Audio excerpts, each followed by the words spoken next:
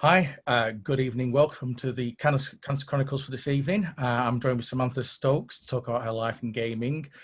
Samantha is a second-time survivor now of cancer, and she just joined us on the show today to have a little chat. So, how did you get into gaming first of all, Sam? Where did it all begin? Way back when I was starting to kind of think about some of these questions.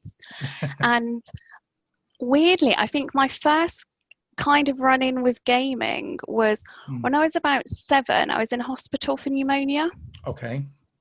and they had a games room set up. They had Donkey Kong, Yeah. and it was amazing. So Donkey Kong Country. Then when I came out, my nan got me a Nintendo, but it was the original. Yeah, the Nintendo Entertainment System. Yeah, Yeah. another one. Yeah, I've got one here actually. Super. I've still got mine upstairs. And that's when I really got into like role-playing games. Yeah. So there was a game called Shadowgate that was Right. very sort of like Dungeons and Dragon feel. Right. So, quick question then: dwarf, magician, or barbarian? Bard. A bard. Okay then. Bard. Love a good story. Right, so you're into all the D&D stuff, and I guess so. Did you ever play any original D&D as well? You know, with the old six-sided dice and stuff. Yeah, a little bit. My friends were really into it when I was growing up, and I struggled with the maths a little bit, Right. but I loved the story. So I ended up kind of starting to do the stories, working out with the dungeon master. Right. So I was Okay. much more about that sort of elaborate side of things.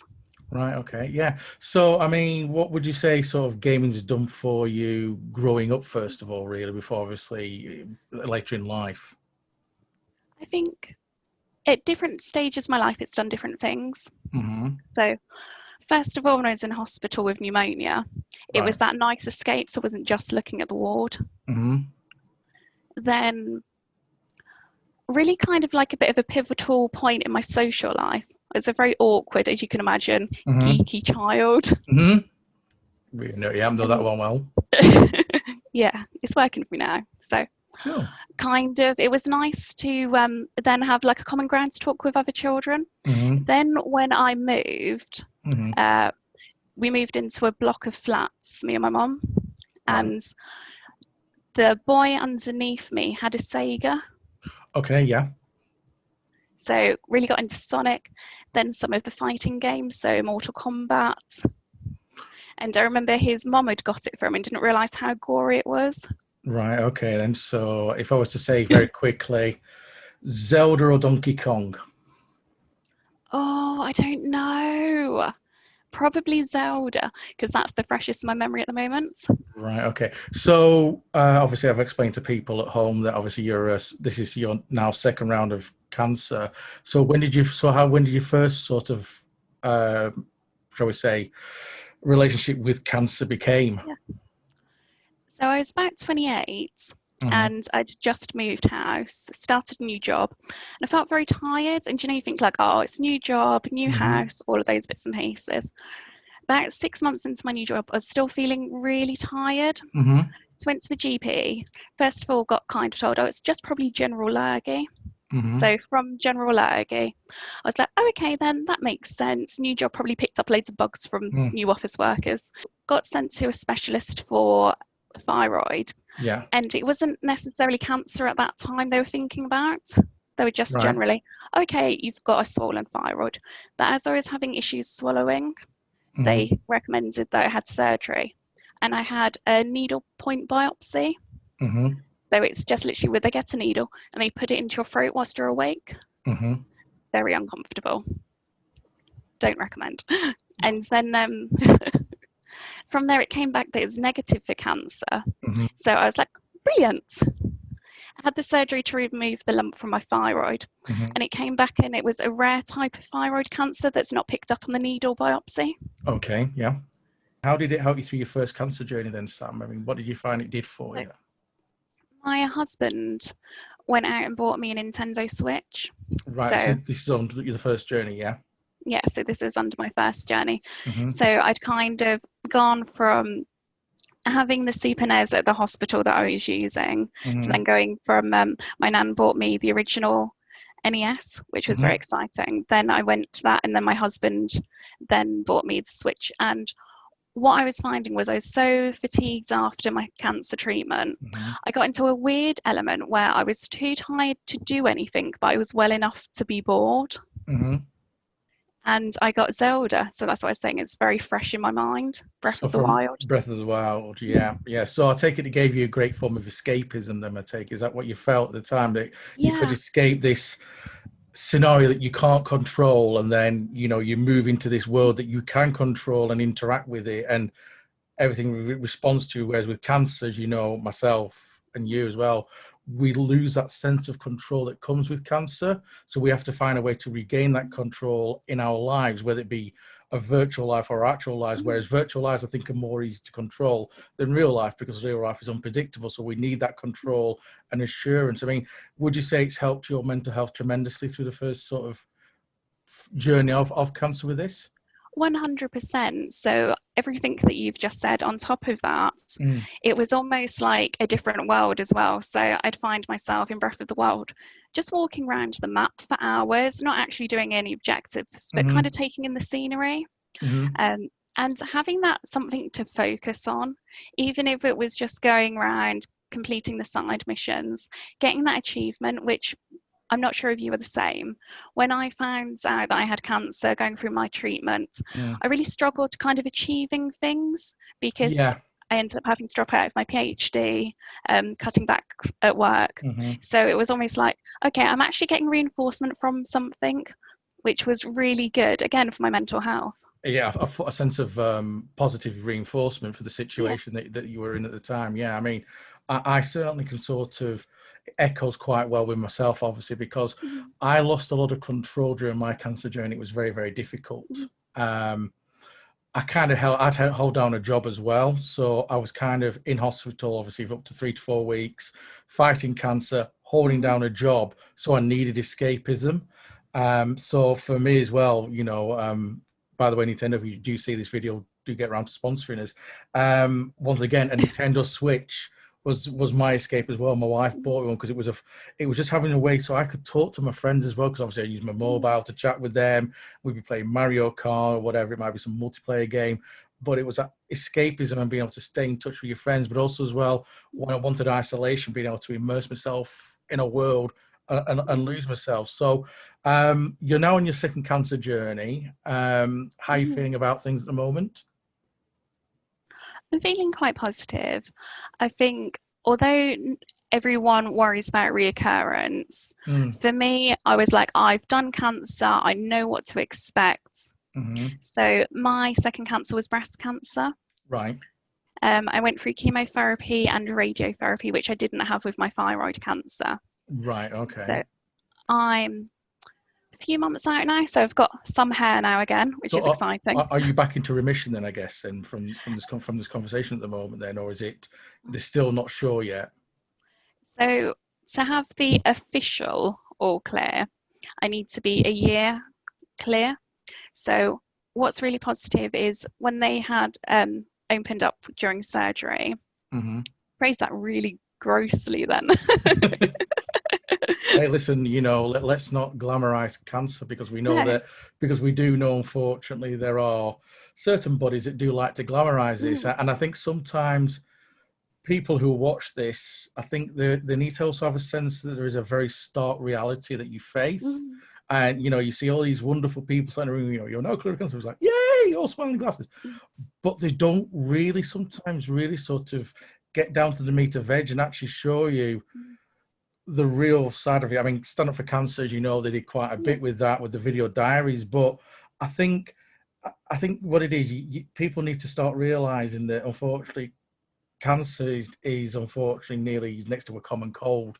And I think, like you said, with that glamorization, it's not a good scope. And I think, obviously, the idea of the Cancer Chronicles and what we're trying to achieve here with Gamers Beat Cancer and many other things is to sort of say, look, cancer is hard, but video games as well over the years have had bad press. So what we're doing is that we've got something that's really, really evil and really, really nasty, and we've got something that's also being used as a scapegoat to be deemed necessary and evil.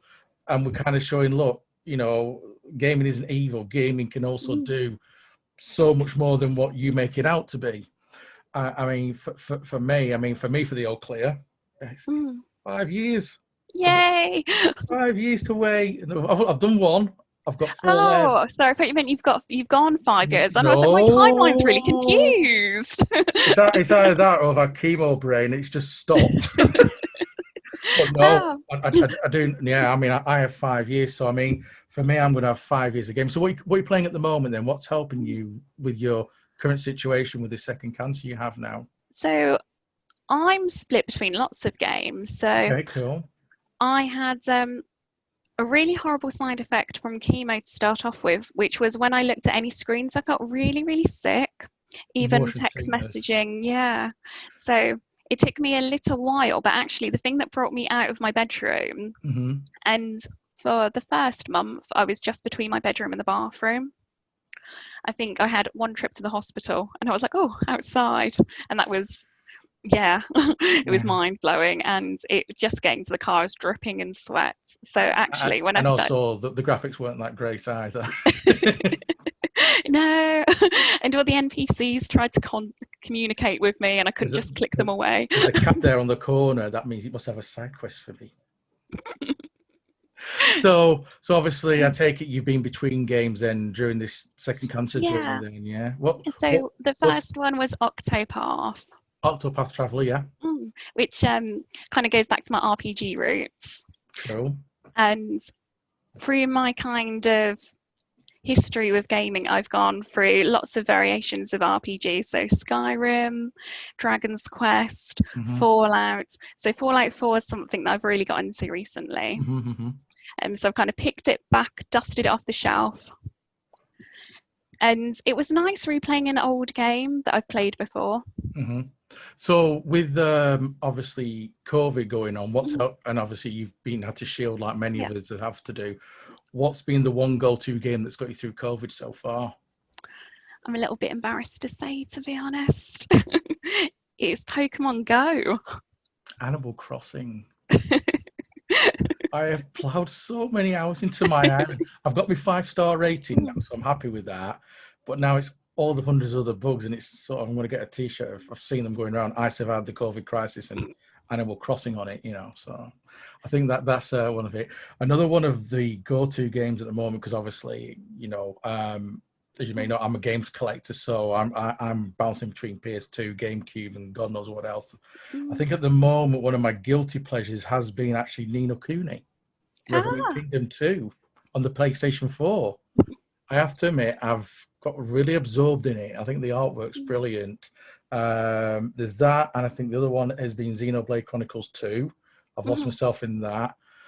One of my friends keep telling me to get Persona 5. I think I never used to have an interest in JRPGs. And what about yourself? Have you ever been much of a JRPG player?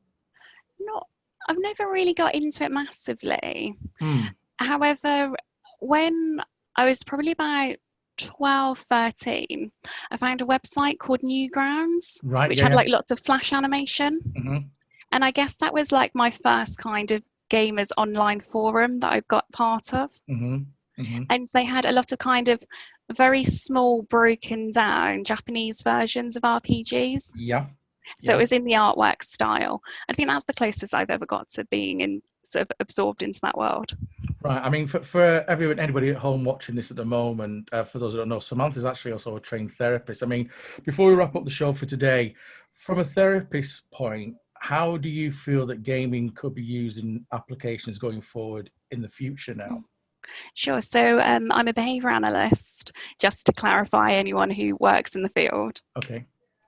So I think there's so many different applications where it can bring so much benefit to. So one is that mindfulness. So being able to just be there in the present moment, taking everything in. And as graphics get better and better, that's going to be more of an immersive world.